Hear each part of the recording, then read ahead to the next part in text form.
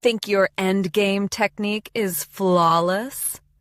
Watch out for this crushing, master-level trap. Black just played bishop to c8, hoping to trade off White's powerful bishop. It looks logical, but it is a massive blunder.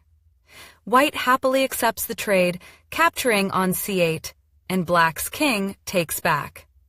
Now, White plays the brilliant and aggressive king march, moving the king right into c6. You do not play passively here. You march right in. This completely paralyzes the Black king by taking away the d7 square and the b7 square and prepares to push the deadly passed pawn. Desperate to stop the pawn from promoting, Black sacrifices their knight for it, jumping to d6. And here is the absolute moment of truth.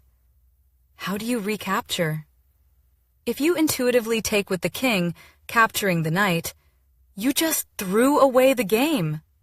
Black scurries away with king to b7, and after White tries to defend the remaining pawn with king to c5, Black unleashes the stunning pawn to a5.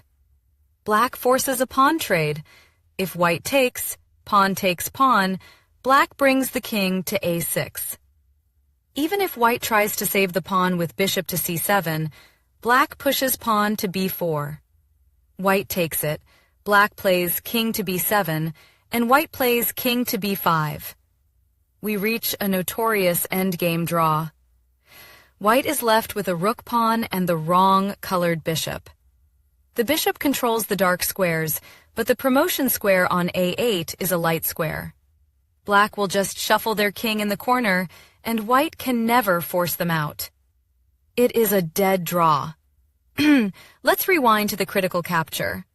Instead of taking with the king, the only winning move is bishop takes on d6. This is a beautiful move because it perfectly cages the Black king.